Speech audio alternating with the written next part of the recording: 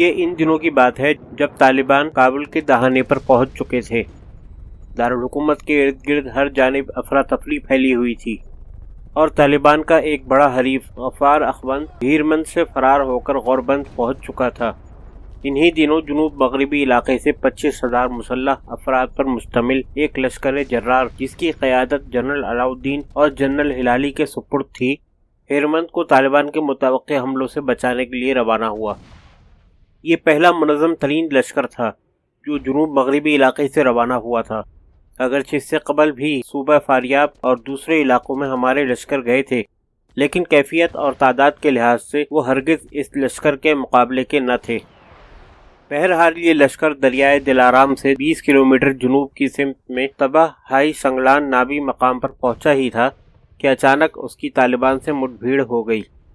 ممکن بلکہ بہت ممکن ہے کہ جنگی تیاریوں، سفری سہولتوں، ساز و سامان اور کثرت افراد کی وجہ سے یہ لشکر ہر دیکھنے والے پر ہیبت طاری کر رہا تھا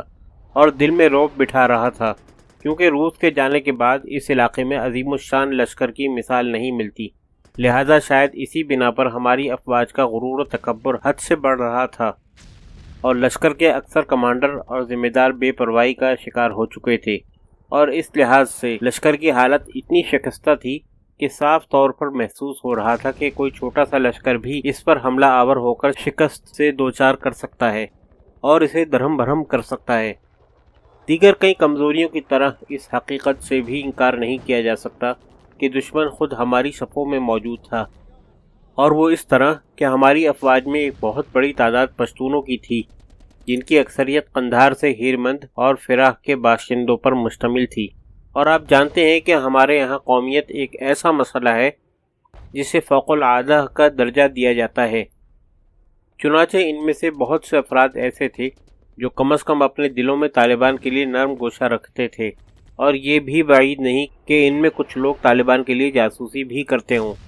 جبکہ دوسری طرف فوج کا باقی حصہ اس علاقے کی زبان و رواج اور طور طریقوں سے بھی نابلد تھا۔ ان تمام وجوہات کی بنا پر کہا جا سکتا ہے کہ ہمارا لشکر انتہائی ناقص اور کمزور تھا، لیکن اس کے باوجود فوج کے کمانڈر بری طرح غرور و تکبر کے نشے سے سرشار اور فتح کے گھمنڈ میں مبتلا تھے۔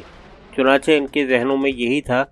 کہ طالبان اس قدر مسلح اور بڑی تعداد پر مشتمل لشکر کا قطعاً سامنا نہ کر سکیں گے، جائے کہ اس پر حملہ آور ہوں۔ یہی وجہ ہے کہ انہوں نے اپنے پڑاؤ کے مقام پر کسی قسم کے کوئی حفاظتی اقدامات نہ کیے، حتیٰ کہ اپنے آس پاس بارودی سرنگیں بھی نہ بچھائیں۔ ان سب باتوں کے علاوہ ایک بڑا مسئلہ یہ بھی تھا کہ ہیراتی فوج کے بیشتر کمانڈر طالبان کے طریقہ جنگ سے بالکل ناواقف تھے، اور اس سے بڑھ کر مزیدار بات یہ تھی کہ ہمارے اس لشکر کے پاس طالبان کی افواج کے بارے میں بھی کسی قسم کی کوئی اطلاع نہ تھی۔ چنانچہ ہمیں کچھ معلوم نہ تھا کہ طالبان کے پاس کتنے افراد ہیں اور کتنا اسلحہ۔ انہی حالات میں جب ایک تاریک رات میں اندھیرا ہر طرف چھایا ہوا تھا اور ہمارا لشکر خوابوں کے مزے لوٹ رہا تھا، طالبان اچانک اس پر حملہ آور ہو گئے، اور پھر دیکھتے ہی دیکھتے وہ ہمارا خط اول یعنی فرنٹ لائن توڑتے ہوئے ہماری صفوں کے بالکل مابین گھس آئے۔ انہوں نے اپنی جنگی حکمت عملی کے تحت رات کی تاریکی سے خوب فائدہ اٹھایا۔ چنانچہ جو ہی ان کا سامنا ہمارے کسی فوجی سے ہوتا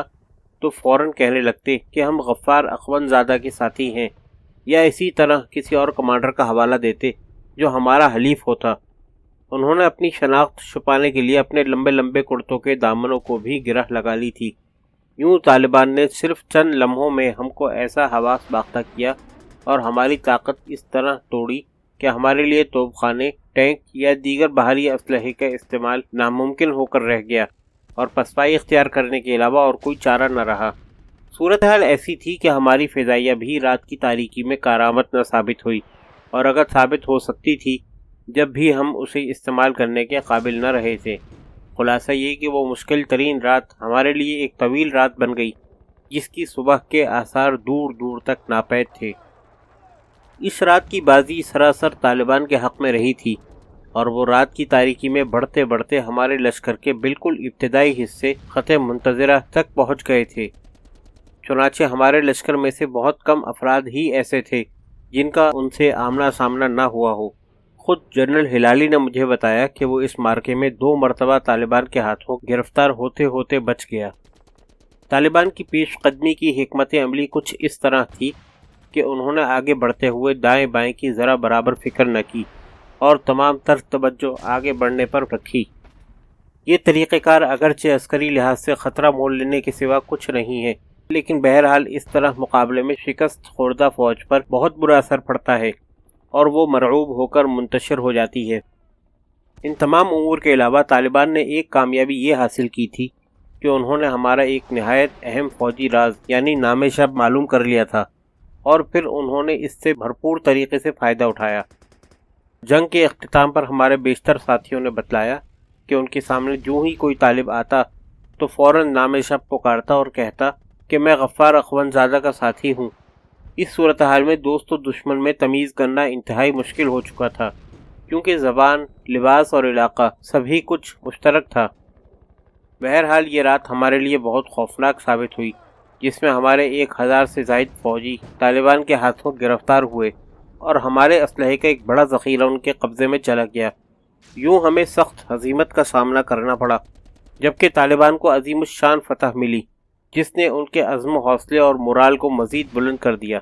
اور ان کی جرات اس قدر بڑھ گئی کہ دن کی روشنی میں انہوں نے ہمارے کئی فوجیوں کو گرفتار کر لیا جو ایک گاڑی پر جنگی حدود کے قریب سفر کر رہے تھے۔ طالبان کے ساتھ جنگ کے ان نتائج نے ہمیں سخت افسردہ کر دیا، خاص طور پر جنرل علاء الدین خان صورتحال سے سخت شکستہ دل تھا، اور وہ پوری کوشش کر رہا تھا کہ کسی طرح ہرات کی افواج کی طاقت دوبارہ بحال ہو سکے، مگر اتفاق کی بات کہ اسی دن عصر کے وقت جنرل علاء الدین کو سینے میں گولی لگی اور وہ ایسا زخمی ہو گیا کہ کسی کو اس کے بچنے کی امید نہ رہی۔